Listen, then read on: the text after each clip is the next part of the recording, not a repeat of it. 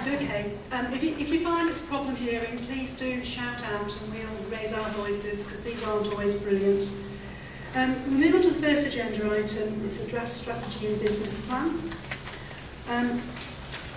Both the staff team and the board have had opportunities to meet to talk about how we see Health Watch Newcastle working, what we're going to do, how we're going to work, and what our vision and mission should be over the next 3 years. What you'll have in front of you is a PowerPoint folder with highlights and salient points that have come out of discussions that we need to really think about today in preparation for a final draft of the strategy and business plan to be ready for us to sign off at the end of January next year. Rachel, can I just ask you to take us through this paper? No problems. The staff team have been looking at producing a draft strategy and business plan based on an away day that the board had where we talked about this. The first slide that I've basically summarised what we've done. The first slide covers the general content of the strategy, what it would include.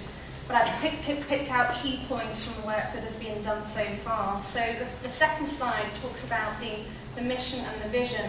And this one really brings in what the board said at the away day, what they felt the mission and the vision should be. So the likes of being aspirational, short and clear, and so on. So we listened to what the board said, and a draft mission to potentially use, along with a few visions that could be used, have been put together. But these aren't necessarily the ones that will be used. From there, we've got Health Watch Newcastle's main objectives as an organisation, and they're detailed on the fourth slide.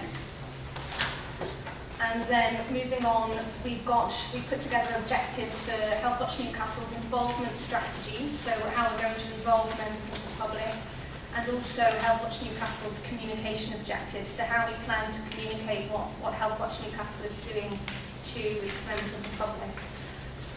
Following on from that, it will look at the method, so how Health Watch Newcastle is going to deliver its objectives. So we thought about how we would work in terms of engagement and involvement, and that's been detailed in a draft involvement strategy that has been written.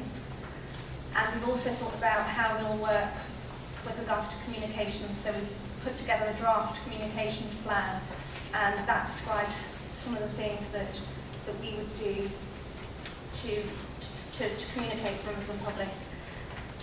Finally, we've done a SWOT analysis, so strengths, weaknesses, opportunities and threats, and I've identified that grid, I've identified those in a grid, which you can see on the PowerPoint as well. Following on with relationships and contact, at the away day we talked about how we want Health Watch Newcastle to be seen by members of the public. We also talked in particular about how we wanted Health Watch to be seen by the other local Health Watch and also by key people from the NHS and the statutory sector. So we talked about that too. So like I said, that's all been amalgamated into a draft strategy and business plan based on that away day, and the next thing we need to do now is decide what next. Okay. Thanks, Rachel. Just look, I can't see any of that. Thank you for the comment. It actually hasn't changed. Are we going to talk through that individually? I've been waiting to change the thing. We are. I can't see Okay. that. If we can move on to the first slide, mission and visions, it's an opportunity for the board to really think about what's written on these slides and have some discussion around the mission and the vision. Any comments?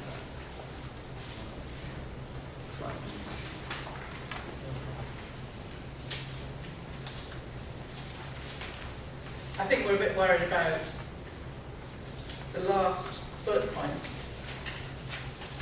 about increasing the public's confidence and saying they pay for a service and so they have the right to complain. It doesn't feel like where we come from with this, and I think I'm not very happy about it anyway. I don't know about the rest of the board. I shared those misgivings in terms of it's quite a consumerist take on health and social care.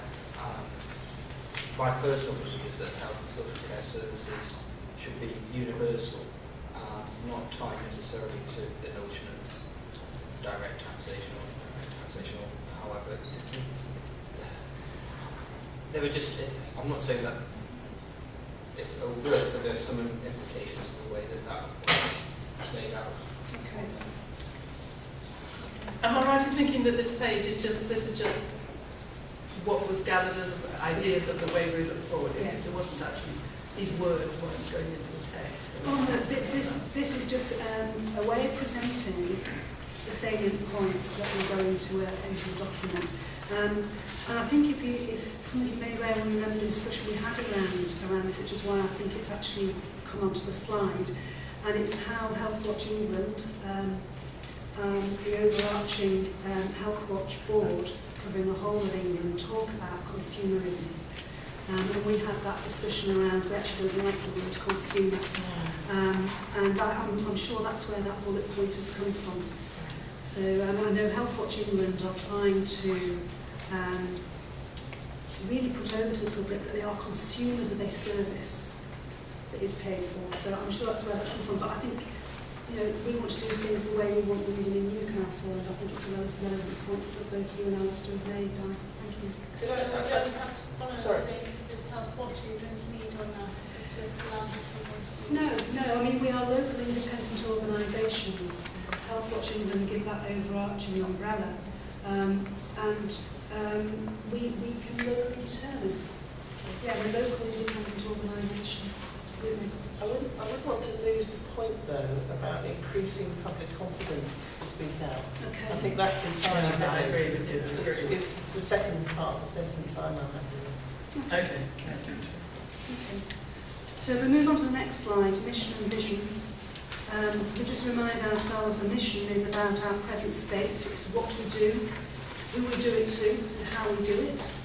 And we've got a 2.5 line sentence there, which I don't propose that we actually unpick it and come up with a favoured one today, but has anybody got any strong objections to what's been written there?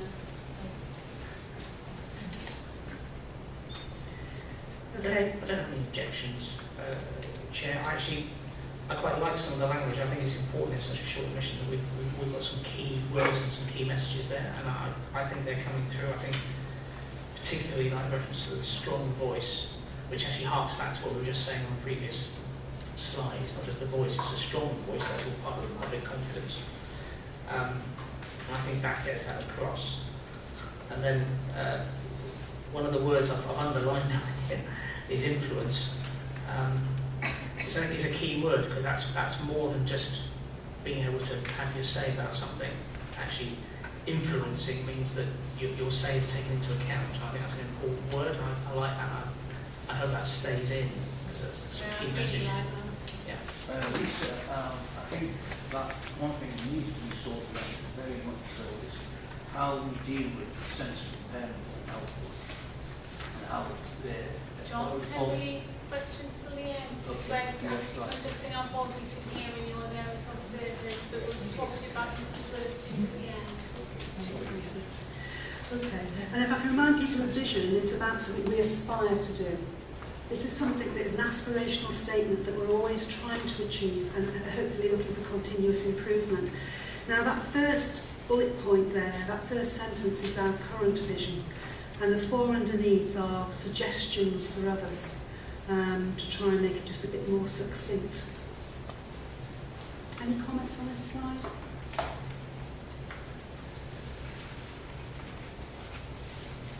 No? Okay, we move I on. think it needs more work. Yeah, it needs more work. I mean, I think we've looked at the combination of a few of them. Yes. I think we can improve the Yeah. wording. Just Too wordy. one slide. It's just that it's focusing very much on services. Mhm. Services sit within a system that work, and often you can get gaps between, so you can have perfect services, but if there are going to be gaps between them, then the systems don't work, and we need to be able to pick up on that. So Okay. it's not just focusing on Yeah, that's a good point. services. Yeah, that is a good point. Because that's often what we hear, isn't it? People actually falling between the services within the system.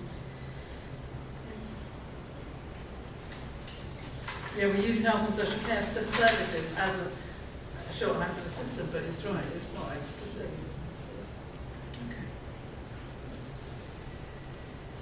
So as I say, we're not wanting to make decisions today, so it's the opportunity for discussion that we can hone down in our next get together. Okay, so if we move on to Healthwatch Newcastle's main objectives.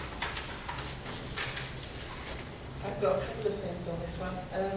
I wanted to include in the one at the bottom a reference to Newcastle Voluntary and Community Services. And it just in a presentational point, the one that's at the top needs to be moved to the bottom. Because our main objectives are not just to be good at governance and finance and management, but we've actually got jobs to do. So Yeah. Okay. I mean, it's important, but it's not top of the list. Yeah. So do you think it should be in order of priority for them? If that were possible, I don't know. Some of them I think are going to be difficult to say whether one's more important than another. But I think that one definitely is a kind of an operational thing, isn't it, rather than, you know, a strategic objective. I mean, as I say, I'm not wanting to say it's not important, but it's not. I remember at the away day we did actually look at that first, didn't we? Because it was easier to list, not just easiness. We should get ourselves in order. But actually, you're absolutely right. From this document's point of view, it'd be really helpful to have something that was looked outward at the task we've got to deliver first. Yeah.